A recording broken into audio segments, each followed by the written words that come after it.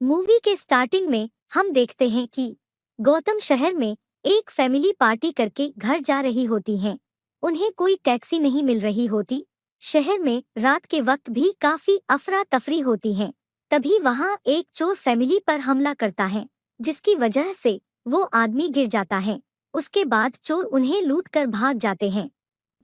ये सब चीजें देखकर हमें मालूम पड़ता है कि गौतम शहर का माहौल बहुत खराब है।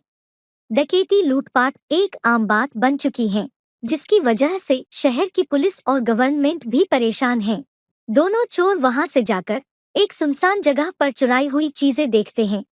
उनमें से एक दोस्त कहता है, क्या हमने ये चुरा कर ठीक किया? वो आगे कहता है, मैंने बैटमैन के भी किस्से सुने हैं। तभी अचानक से इतने में ही वो देखते हैं कि एक आदमी जो बैटमैन की तरह लग रहा है, वो आ रहा है। उनमें से एक आदमी उस पर गोली चला देता है, पर वो मरता नहीं, वो बच जाता है। बैटमैन उसे घुमा के उठाता है, वही फेंक देता है। साथ ही कहता है कि मैं ही हूँ बैटमैन, फिर उड़कर वहां से चला जाता है। हमने यहाँ बैटमैन का जिक्र किया है तो आपको बता देते हैं कि बैटमैन कौन है। इस स्टोरी में एक आदमी जिसका नाम ब्रूसी है, वही बैटमैन के भेष में है। जब ब्रूसी छोटा था, तब बुरे और करप्ट लोगों ने उसके माँ बाप को मार दिया था, जिसका बदला लेने के लिए वो शहर में पनप रही हर बुराई को खत्म करना चाहता है। तभी वो अपनी असली पहचान को छुपाकर बुराई के खिलाफ और अच्छे लोगों का मसीहा बना हुआ था। पर अभी भी लोगों को उसके होने या नहीं होने पर संदेह था।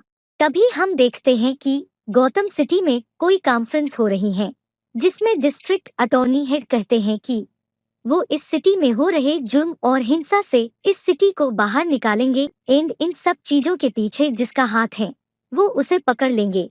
अब अगले सीन में गौतम सिटी के 200 इयर्स कंप्लीट होने का सेलिब्रेशन के कर रहे हैं, जहां पुलिस डिपार्टमेंट जो शहर में बढ़ रही घटनाओं से परेशान है, मेयर कमिश्नर गॉर्डोन को कहते हैं कि अगर पुलिस ग्रिसोम को जेल में करती है, जो शहर में फैल रहे आतंक के लिए जिम्मेदार हैं, उसी वक्त लोग खुशी के साथ जश्न मना पाएंगे।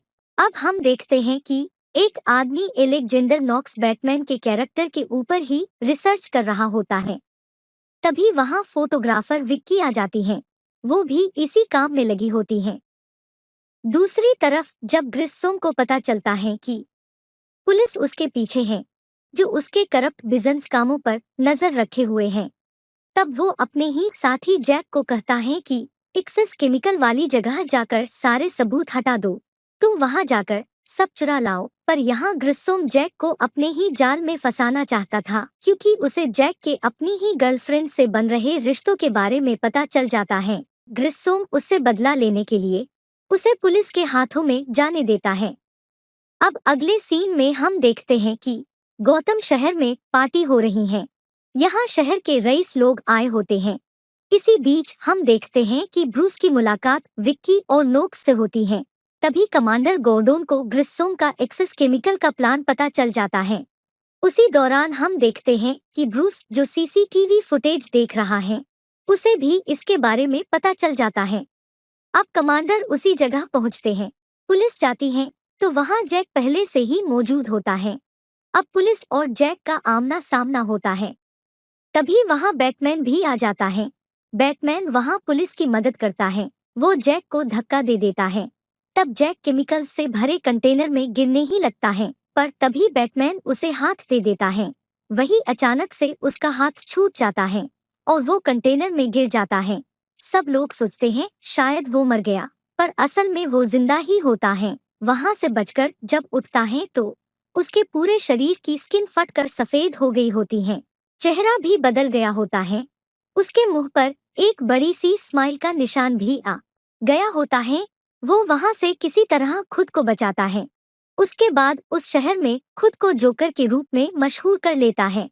अब वो ग्रिसोम से बदला लेता है और उसे भी मार देता है, जिसके बाद वो मोब का चीफ खुद को बना लेता है। इसके लिए जो लोग भी उसके सामने आते हैं, वो उन्हें भी अपने रास्ते से हटा देता है। अब हम देखते हैं ब्रूस और विक्की के बीच में प्यार हो जाता है। दूसरी तरफ अपनी इस हालत के लिए जैक, जो अब जोकर है, वो बैटमैन को जिम्मेदार समझता है। जिसके लिए वो उसकी तलाश करने के लिए निकल जाता है। पर वो बैटमैन को तो ढूंढ नहीं पाता। इसके बदले वो गॉर्डन, जो पुलिस का कमांडर होता है, उस पर वार कर देता है, जिसके बाद उस शहर में भगदड़ मच जाती है। हर तरफ लोगों के बीच में डर का माहौल होता है। जैक जब विक्की की फोटो देखता है, वो उसकी तरफ आकर्षित हो जाता है। वही वो ब्यूटी प्रोडक्ट्स में उसी केमिकल को डाल देता है, जिससे उसके खुद के चेहरे का ये हाल हुआ है। उन प्रोडक्ट्स को इस्तेमाल करने के बाद लोग परेशान होकर हंसती हुई स्माइल के साथ मरने लगते हैं। यहाँ जैक, जो अब जोकर है, वो विक्की को कैफे बुलाता है। जब कैफे में विक्की वेट करती है, वहाँ जैक आकर सबको डराता धमकाता है, पर उसी वक्त बैटमैन विक्की को उससे बचा लेता है। अब विक्की को शक होने लगता है कि ब्रूस ही बैटमैन है। अगले दिन जब ब्रूस उसके घर उसे सच्चाई बताने आता है, वहाँ जैक आ जाता है, जो अब जोकर के भेस में था। वहाँ से जाते जाते वो ब्रूस को एक बात कहता है। उस बात को सुनने के बाद उसे लगता है कि ये पहले भी कहीं सुनी हुई है। जब वो दिमाग पर ज्यादा जोर डालता है, तो वो अपने बचपन के बीते हुए पल याद करने लगता है कि कैसे उसके माँ बाप की मौत हो गई थी। तभी उसे पता चलता है कि ये उसकी माँ बाप के मौत के वक्त ने कही थी। अब बैटमैन जोकर का रहस्य जान चुका था कि ये वही सालों पुराना खूनी है, जो अब तक गौतम सिटी में आतंक फैला रहा है। टीवी दिखाया जाता है कि जोकर एक ऐलान करता है कि मैं कल बैटमैन के साथ मुकाबला करूंगा, कुछ 200 मिलियन डॉलर्स लोगों में बांट दूंगा। ये सब चीजें वो लोगों को अपने हक में करने के लिए करता है। ब्रूस विकी को जाकर होने की सच्चाई बता देता है। ये विक्की के लिए बहुत ही आश्चर्यजनक बात थी। अब अगले सीन में जैक गौतम सिटी का 200 ईयर्स पूरे होने का जश्न करने जाता है। तभी वो वहाँ गुब्बारे उड़ाता है, जिसमें उसने जहरीले गैस भरी हुई होती है। उसी वक्त बैटमैन सिटी के लोगों को इससे बचाने के लिए वो गुब्बारे शहर से बाहर फेंक आता है। जैक बैटमैन को रोकने के लिए उस पर गोली चला देता है, जिसके बाद वो क्रैश हो जाता है।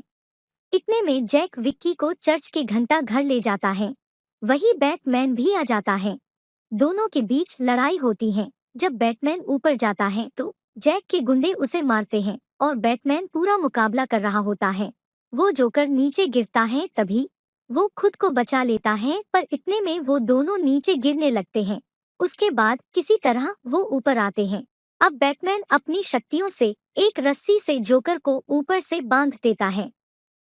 इतने में जोकर नीचे गिर जाता है। तब बैटमैन कहता है कि तुमने ही मेरे माँ बाप को मार दिया था। उसे वो वक्त दिलवाने की याद करता है। वहीं दूसरी तरफ गौतम शहर के कमांडर को बैटमैन के होने का वजूद पता चल जाता है। वो कहते हैं कि जब भी जरूरत होगी, बैटमैन खुद आ जाएगा गौतम सिटी को बचाने के लिए। अब हम एक सिग्नल देखते हैं, जो गौतम सिटी पर नजर रखने को बनाया है। उसके दूसरी तरफ हम बैटमैन को भी देखते हैं, जो पूरी तरह चौकस नजर से निगरानी कर रहा होता है। इसी नोट के साथ मूवी भी एंड हो जाती है। इस मूवी के दो ही मुख्य कैरेक्टर हैं, जोकर और ब्रूस। जहां तक बैटमैन की बात है, उसे डिटेल में दिखाया जाना चाहिए था। वो इस स्टोरी में मुझे मिसिंग लगा। इसके अलावा मूवी की स्टोरी थीम मुझे बहुत पसंद आई। उम्मीद है मूवी आपको भी साफ शब्दों में समझ आई होगी। अगली मूवी कौन सी देखनी है, ये हमें जरूर बताएं और चैनल को लाइक और कमेंट करके